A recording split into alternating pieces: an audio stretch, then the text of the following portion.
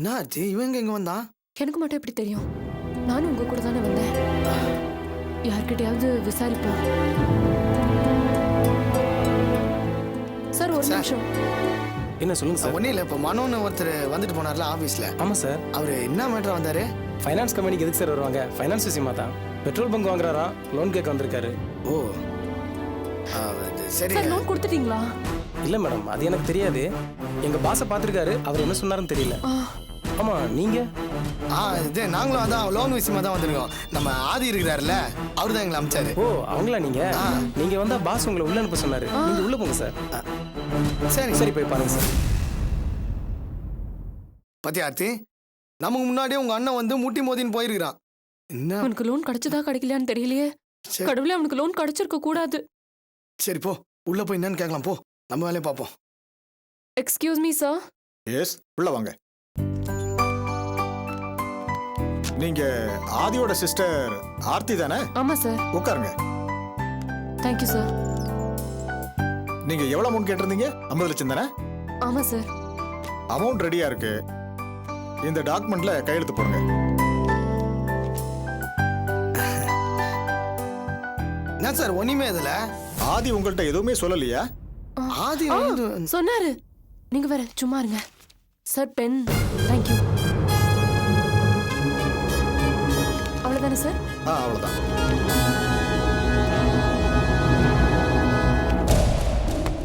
இந்தாங்க, நிதானமா செக் பண்ணி எடுத்துட்டு போங்க. ஐயோ, எங்க அண்ணன் சொல்லியிருக்காரு எல்லாம் சரியா தான் சார் இருக்கும். இல்லம்மா, எதுக்கும் செக் பண்ணிக்கங்க. இல்ல சார், நாங்க உங்களை நம்புறோம். ரொம்ப தேங்க்ஸ் சார். நாங்க வரோம். வாங்க, பத்திரமா எடுத்துட்டு போங்கம்மா. Okay sir. வரேன் சார்.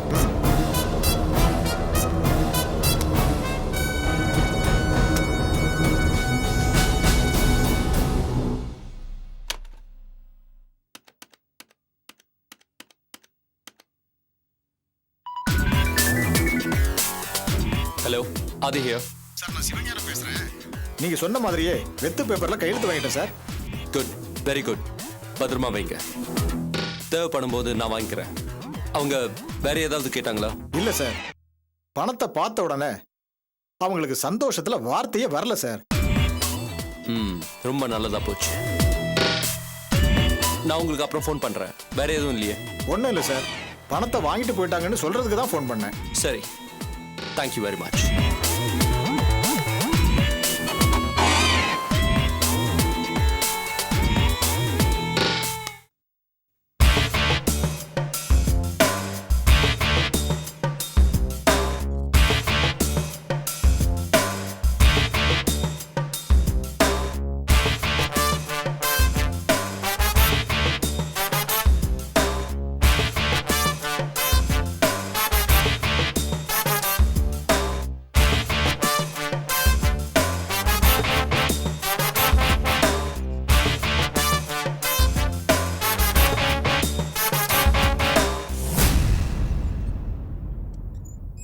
என்னென்ன பண்ணிட்டு இருக்கீங்க? பார்த்தா தெரியல, தலைவர் தீவிரமா யோசிச்சுக்கிட்டு இருக்காரு. என்ன யோஜனை? யோ, நீ எல்லாம் என் தொண்டனாயா? அண்ணா அண்ணா, என்னென்ன கேள்வி இது? இவ்வளவு நாள் இல்லாம திடீர்னு ஏன் இப்படி ஒரு சந்தேகம் உங்களுக்கு வந்துச்சு? என்னையா, நான் எதை பத்தி யோசிக்கிறேங்கிறது கூட தெரியாத நீ எல்லாம் எப்படியா என் தொண்டனா இருக்க முடியும்? எம்எல்ஏ ஆயிட்டேன், போதுமா? அதோட திருப்தி பட்டுக்க முடியுமா? அடுத்தது மந்திரியாக வேணா, முதலமைச்சராக வேணா? தேசிய அரசியல ஒரு கலக்கு கலக்கணும்யா. முடிஞ்சா பிரதமர் ஆகணுங்கிற ஆசை கூட எனக்கு இருக்கு. இப்படி படிப்படியா சீரா வளர்ந்துட்டே இருக்க வேணா? அதையெல்லாம் பத்தி யோசிச்சு எதுவும் சொல்லாம இருக்கேங்கிற ஆதங்கத்துல கேட்டா நல்ல பதில சொல்ற. சாரிண்ணா. யோ, உன் சாரி எல்லாம் ஒண்ணு வேணா, ஏதாவது ஒரு ஐடியா சொல்லு. மாமா, உங்ககிட்ட ஒரு தனித்தன்மை இருக்கு. நீங்க அதை சரியா பயன்படுத்த மாட்டேங்கிறீங்க. அதெல்லாம் வாஸ்தவம் தான். அதை எப்படி பயன்படுத்துறது தான் இப்ப யோசிச்சுட்டு இருக்கேன். உங்க யோசனையில ஒரு சின்ன தப்பு இருக்கு. என்னது தப்பா? என்ன தப்பு கண்டுபிடிச்ச?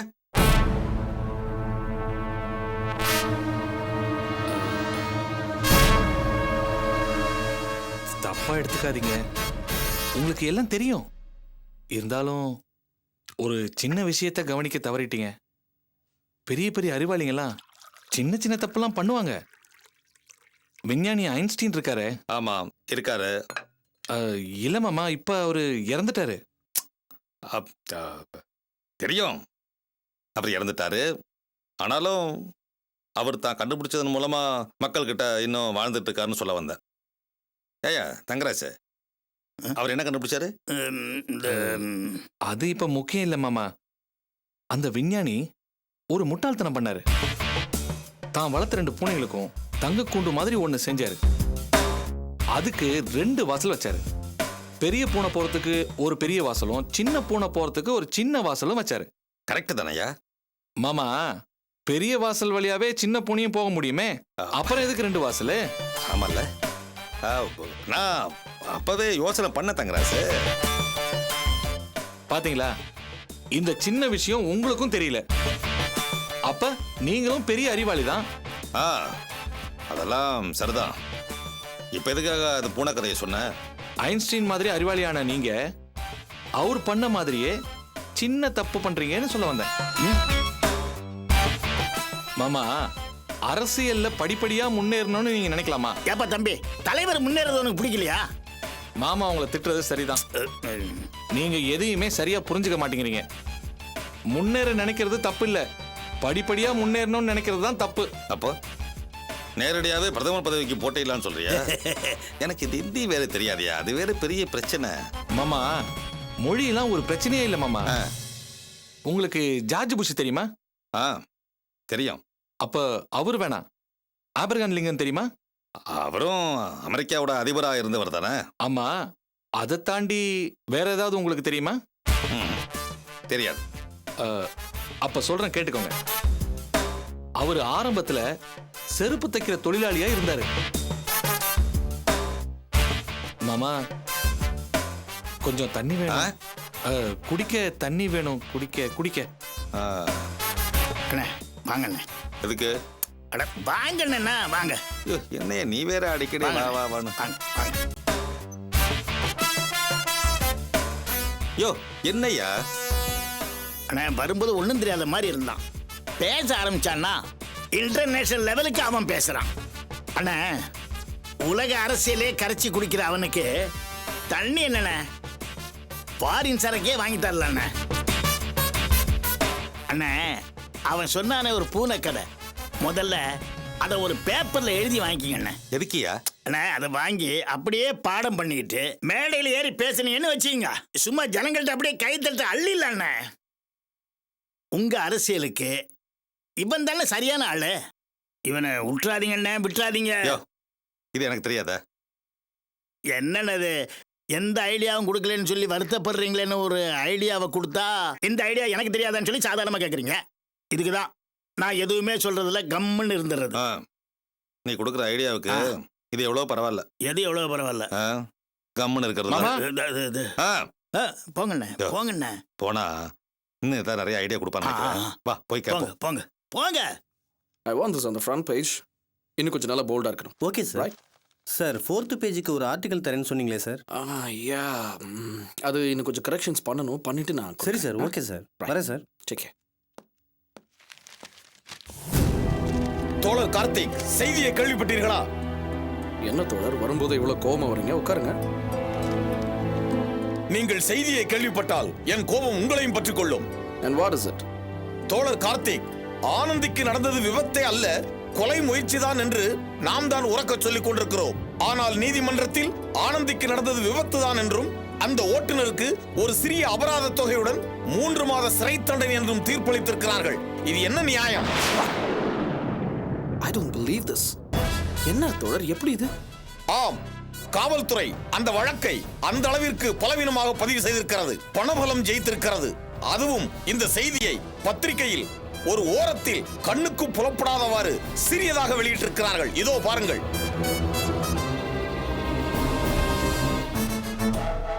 This is atrocity. என்ன தோழர் இது? இதை நம்ம விடக்கூடாது. ஹைகோர்ட்ல கண்டிப்பா அப்பீல் பண்ணணும். தோழர் கார்த்திக், எந்த நீதிமன்றத்திற்கு சென்றாலும் அதிகாரத்தையும் பணபலத்தையும் நம்மால் வெல்ல முடியாது. இதை நாம் புரிந்து கொள்ள வேண்டும். So what is just? இது அப்படியே விட்டுற போறோமா? இல்லை, இதை வேறு விதமாக அணுக வேண்டும். நீதிமன்றத்துக்கு வெளியேயும் நாம் போராட வேண்டியிருக்கிறது. ஆனந்தி ஒரு பத்திரிகையாளர். நாம் அமைதியாக இருந்தால் இந்த கொடுமை மற்ற பத்திரிகையாளர்களுக்கும் ஏற்படலாம். பின்பு இதுவே ஒரு முன் உதாரணமாக மாறி எந்த பத்திரிகையும் ஒரு செய்தியை துணிச்சலாக வெளியிட அச்சப்படலாம். எந்த சூழ்நிலையிலும் ஒரு பத்திரிகையாளருக்கோ ஒரு பத்திரிகைக்கோ இப்படி ஒரு நிலை ஏற்பட்டுவிடக் கூடாது. எந்த ஒரு நாட்டில் பத்திரிகை சுதந்திரமும் எழுத்து சுதந்திரமும் பறிக்கப்படுகிறதோ அந்த நாடு நாடல்ல, சுடுகாடு. நாம் பிறந்த பொன்னாடு அப்படி ஒரு சுடுகாடாக மாறுவதற்கு நாம் இடமளிக்க கூடாது. I guess you're right. அதுக்கு என்ன செய்ய போறோம்? என்னிடம் ஒரு திட்டம் இருக்கிறது. அதை உடனடியாக நிறைவேற்ற வேண்டும். அதற்கு உங்கள் உதவி மிக அவசியம். Any time just name it.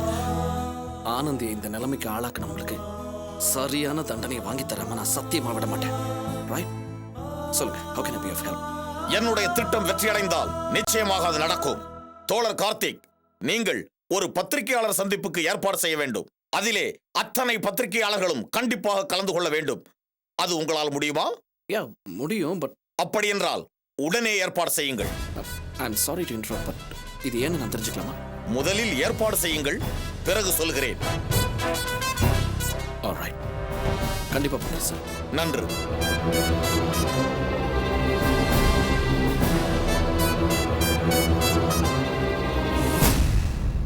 மனோ, உனக்கு நியாயம் தெரியும்.